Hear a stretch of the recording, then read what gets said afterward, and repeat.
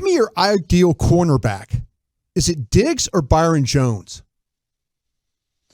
Oh, wow. That is a really good question. So give me your ideal cornerback. Is it Diggs or Byron Jones? It has to be one of those two? Yeah, one or the other. Give me your ideal guy. Two biggest extremes in the history of the league. I'll take Diggs, but it's an interesting question. Appreciate that. I was thinking about it while I was walking today. I will take Diggs because I do think he's still got room to grow and keep getting better as a cover guy. And I get to keep that playmaking where he's going to keep getting interceptions. Maybe not double digits a year, but he's going to keep getting you turnovers. But he will have to become a less aggressive player at some point. Because that dude, the first thing you show him, he is going. Yeah. Yeah. I'm going to take Byron Jones. I'll get my turnovers somewhere else. I don't think Trevon Diggs is going to have another interception season over 5 or 6. Yeah. I'll continue to find ball hawks at other positions, but it's not only the burns, but a lot of times as the ball is coming in, like in basketball, you talk about getting your ankles broken. Mm-hmm. He's turned around and falling on the ground with his back to the play. So I just think it's too much boom or bust from Diggs. I do believe there's a chance he gets better and works on that, but I know with Byron Jones, I have a guy that's going to blanket you. And maybe at least the one that was in his prime when he left the Cowboys. I know this last season in Miami wasn't good. Would you say, okay, let me follow this up then with you guys. If I could say that Diggs will be better covering, but he's only going to get 2 interceptions a year. You in? Probably. No. He's going to be better covering. No, I'll take my chances. I'm going to take my chances. Yeah, I'm still with Byron Jones. You know, unless you tell me he's going to get to where Byron is as a cover guy and get me 2 picks, then well, no, that's the whole idea. He's going to get better as a corner, but you're only going to get 2 picks from him a year. Yeah. Well, if he gets close to where Byron was, then yeah, because I think he's a better tackler, more physical player than what Byron was. Yeah. Okay, my next question I was thinking about when I was walking around is, why is it so hard to get the wide receivers the ball? Because Dak doesn't want to take the chances of putting it up. You know, I think he is so turnover averse. He came into the league with Jason Garrett, who encouraged that, and you haven't been able to coach it out of him.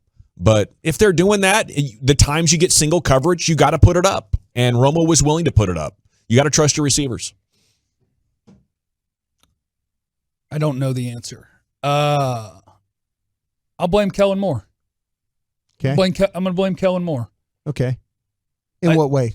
Follow that up. I just think that he does not do a good job of giving you a lot of opportunities. Like when Dak sees his opportunities, he takes it. When he saw he had man coverage on Amari Cooper in the slot, he threw it down the field for a touchdown. When he sees that scenario outside, he throws it down the field to Michael Gallup. I think that he's willing and he's aggressive enough.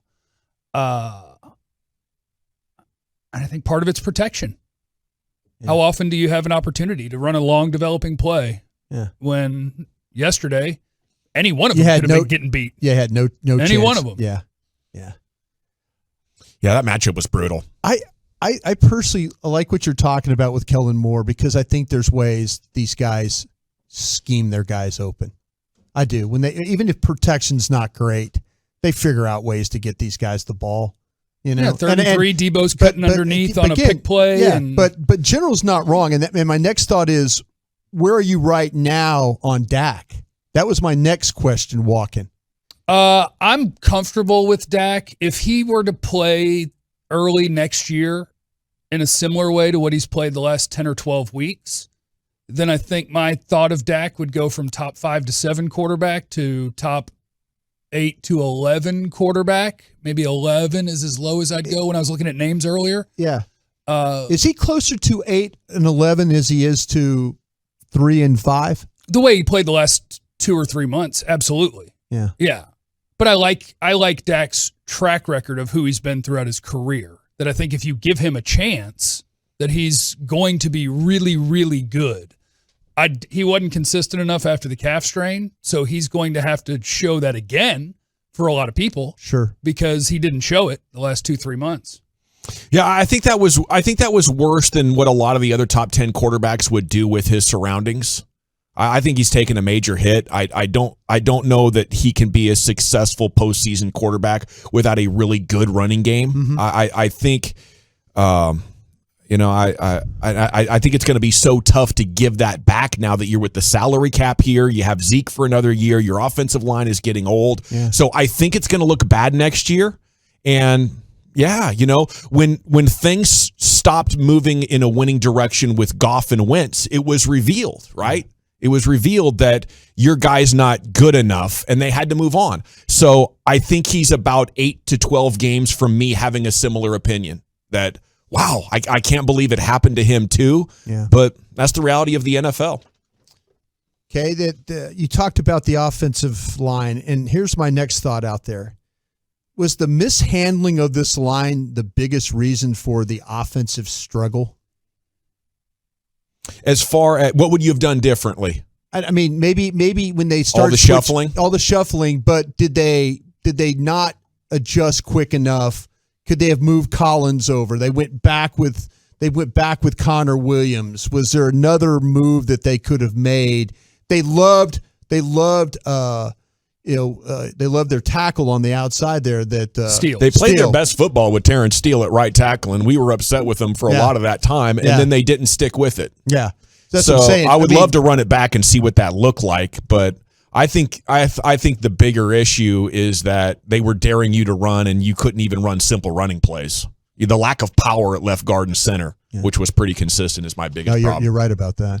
I think it's twofold. I think the players on this offensive line aren't as good as we were accustomed to them being. I think I'm guilty of that. And I think that, again, and this is new territory for me, but again, I don't think that schematically they help themselves. Yeah. I don't think they give themselves a good chance because there's a lack of variety, and I think it's an easy run game to stop. Yeah. San Francisco, all you got to do is, and they had it happening consistently, is somebody win along the line there. It's disrupted. Linebacker be aggressive, especially like Dre Greenlaw through the hole, beat the offensive lineman to the spot because you're not threatened in any other way. There's not anything else to draw your eye or attention. Yeah. I'm with you on that one there. All right, my final one real quick here is Stephen Jones told KMC that Mike McCarthy's coming back. Your thoughts? I'm okay with it. Do think I would rather they just tell Dan Quinn, we'll give you this job. And I don't know if he would. Like, I don't know what his relationship with McCarthy is like, because I think that happened to Eberflus, where it's like, I'm going to leave. I'm not going to take somebody's job that I like. Yeah. But if I were the Cowboys, I don't mind McCarthy. Like, I think he's fine. Mm-hmm. But I like Dan Quinn a lot. And if you could have him be the leader of your team, I would. The one thing I'm mad at McCarthy about right now is what was the analytics yesterday? They should have gone for the 4th and 2, I thought. Yeah, but one damn time. But my biggest problem with McCarthy is for the last 3 or so weeks, we're hearing way too many players talk about referees after the game, and they're not coming up with that on their own. No. That's a message they're getting. Yeah. And I get it. If you're being super penalized or you think it's unfair, that you don't like it, crying after a game every week is an awful look. Yeah, it really Play is. better football. I agree with that, yeah. Especially when you're so undisciplined. And I thought the messaging and the focus and the mindset was what Mike was best at. I'll let him off the hook on this one. Maybe it's a learning moment, but I would do what Jeff said. I think Dan Quinn's number one enthusiasm and his problem solving. When he got fired and he reviewed everything that was going wrong and had better answers. Yeah. Mike pretended to do that and then let Kellen Moore run stuff. So I'd keep Mike, find a different hot shot OC there you go. That does running stuff like Kyle Shanahan. Sure. Okay. And McVay. That's what I'm going for. But Mike or no Mike, I'm kind of indifferent to right now, because I think he's so hands off that, you could bring in assistance with the answers and it could be a part of a big winning formula. I don't think he's going to interfere or drive things into the ground. So either way, but yeah, I really hope the Cowboys are looking at it like different from what Steven said today. Sure. But I'm taking that to the bank. They've had 20 hours to talk about this, and he said it with such conviction that I would be shocked if Mike McCarthy's let go.